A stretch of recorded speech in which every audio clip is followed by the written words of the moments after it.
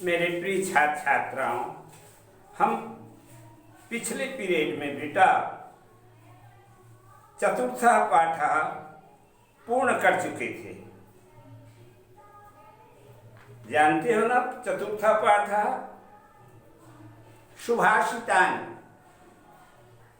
ये पठन पाठन इसका पूर्ण हो चुका था और इसके प्रश्नोत्तर को मैं जल्दी जल्दी तुमको बता देता हूं, उसके बाद अगला पाठ शुरू करेंगे। आ जाओ बेटा। प्रश्न क्रमांक 1 अभ्यास प्रश्न याद रखो और अपनी पुस्तक पर ध्यान से देखो।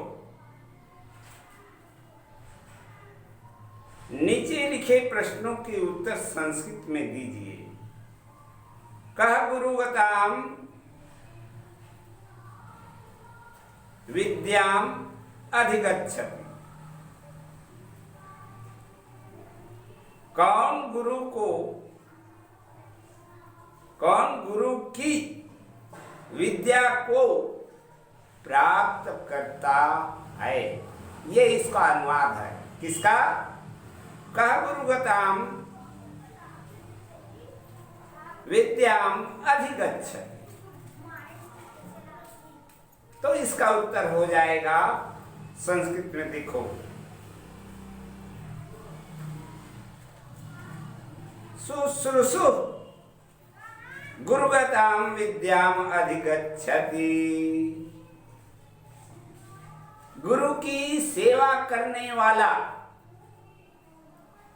गुरु की विद्या को प्राप्त कर सकता है। जो गुरु की सेवा करता है उसकी गुप्त विद्या को प्राप्त कर सकता है। समझ में आया? तुमने एकलव्य की कथा सुना है। एकलव्य तो ऐसा बालक था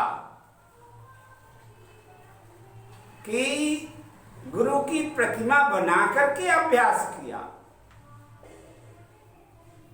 और सफल हो गया। इतना सफल हो गया कि पांडव भी उससे, अर्जुन भी परास्त हो गए। जो द्रोणाचार्य के परम शिष्य था, उसकी ऐसी स्थिति हो,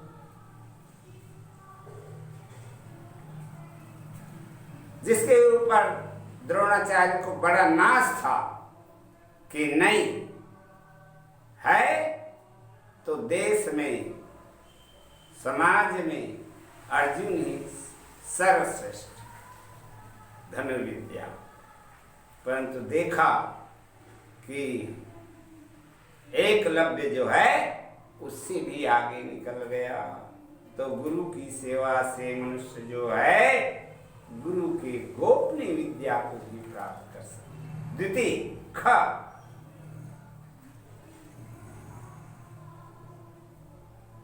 माता कस्याह मूर्ति है? द्वितीय प्रश्न देख रहे बेटा। माता कस्याह मूर्ति है? माता किसकी मूर्ति है? ये प्रश्न है। अब इसका उत्तर देखिएगा। माता पृथिव्या मूर्ति है। माता धरती की एक साक्षात मूर्ति है। हाँ, पृथ्वी की एक साक्षात मूर्ति है मैया जो है। ठीक है, आइएगा ग, निर्गच्छ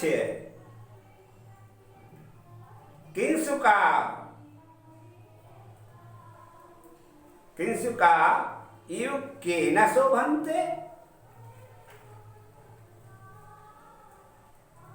गंधरहित पुष्प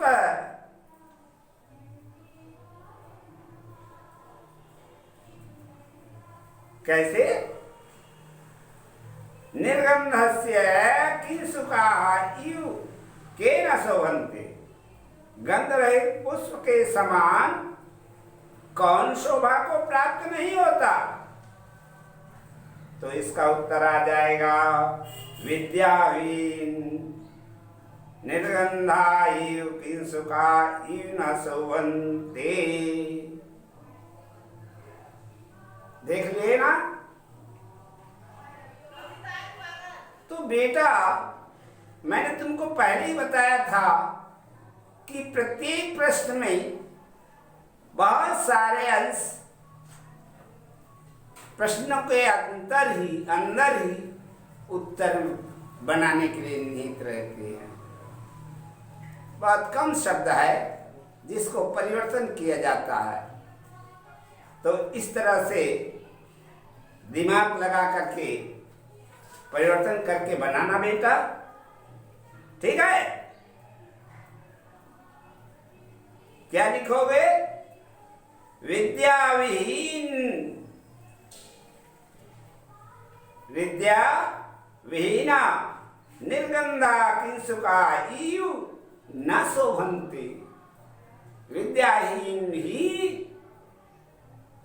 निर्गंध के तरह शोभा को प्राप्त नहीं होते। घा को देखो बेटा। मृदंगे मुखलेपेन किम करो। देख रहे हो? मृदंग के मुख में लेप करने पर क्या करते हैं? मृदंग के बारे में तुमको और इसके पीरियड में बताया था।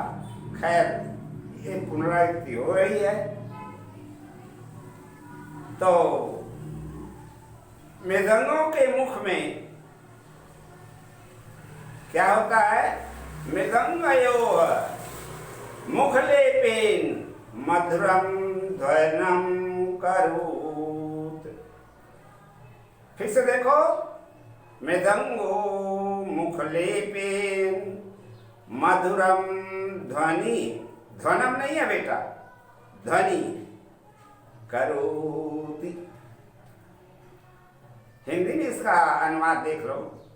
मृदंग में, मृदंग के मुख में लेप करने से सुंदर सस्वर ध्वनि होती है। आइएगा अंतिम प्रश्न। सरह केन शोभति। तालाब किसके द्वारा शोभा प्राप्त होता है? सरह, सरह पैसा कमलेन विभाति। फिर से बता दूं उत्तर। सरह पैसा कमलेन विभाति। क्या? तालाब, सरोवर, कमल और जल से शोभा को प्राप्त। समझ में आ गया? ये रहा प्रथम प्रश्न के उत्तर। और ये द्वितीय उचित संबंध जोड़िए, है ना। ये सब तो मैंने तुमको ये बता दिया था बेटा। इसको मैं फिर से बता रहा हूं, यहीं तक के हुआ था। तृतीय प्रश्न संस्कृत में अनुवाद कीजिए, ये नहीं बताया था। आ जाओ इसको ध्यान से अनुवाद करने, देख लो। आचार्य ब्रह्म का रूप है। तो इसका हमारी देव भाषा संस्कृत में अनुवाद हो जाएगा। आचार्य ब्रह्मणः मूर्ति अस्ति। समझ रहे हो ना? ये अनुवाद है देव भाषा में।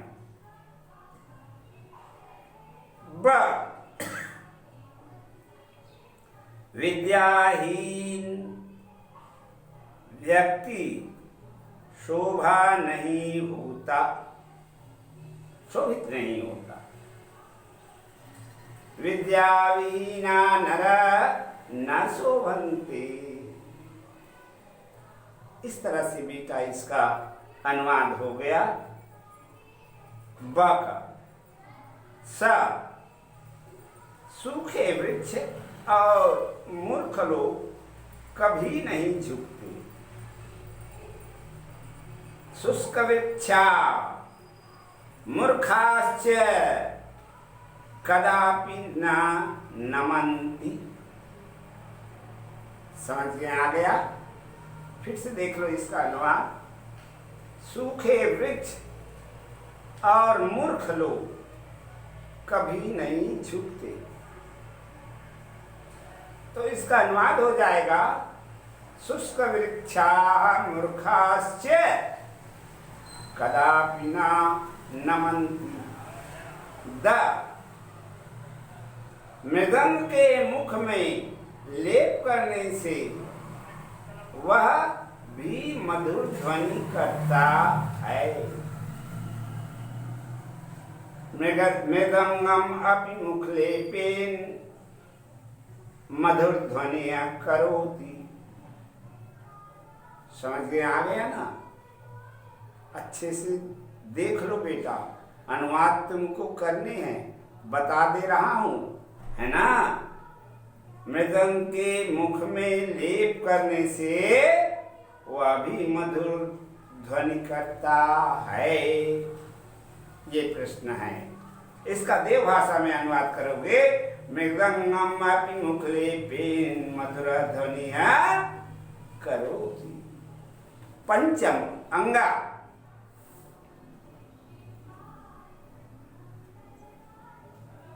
क्या है?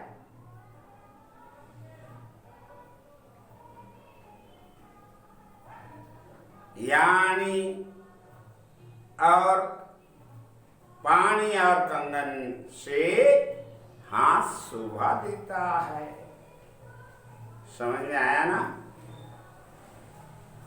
यानी नहीं है ना, पानी नहीं है, ये मणि है। क्या शब्द है? मणि और कंगन से हाथ की शोभा होती है। तो इसका अनुवाद हो जाएगा मणिना मणिना वल्लवेंच करः विभाति। देख लो फिर से, मणिना वल्लवेन च करः विभाति। ये रहा बेटा तुम्हारे तृतीय प्रश्न के उत्तर। सब अनुवाद हो गया। अब आ जाओ संधि विच्छेद करके। संधि बहुत जरूरी बेटा, व्याकरण को विशेष ध्यान दिया करो। संधि विच्छेद कर और संधि का नाम लिखिए। दो काम है, विच्छेद भी करने हैं और नाम भी लिखने। विच्छेद नहीं करने, संधि कीजिए। विच्छेद दिया हुआ है इसमें, समझ में आया? ये जो दिया है वो विच्छेद है। क्या है? वारि धन अधिगच्छति। तो दोनों मिलकर क्या बन गया? वार्याधिगच्छति। समझ में आया? दोनों मिलकर के बेटा वार्याधिगच्छति हो जाएगा। और संधि का नाम लिखना यण स्वर संधि। कैसे ये यण स्वर संधि हो गया? इसका विकार जानते हो? विकार तुम लोगों को मैंने बताया था। कैसे जानेंगे? हम प्रथम पद के अंतिम वर्ण और द्वितीय पद का प्रथम वर्ण पर ध्यान हमारा केंद्रित होगा। तो प्रथम पद के अंतिम वर्ण क्या है? री। री में छोटा ई है और अधिगच्छति में आ है। दोनों मिलकर के ई धन आ बराबर या हो गया। समझ में आया? ठीक है, शेष कल पढ़ाएंगे।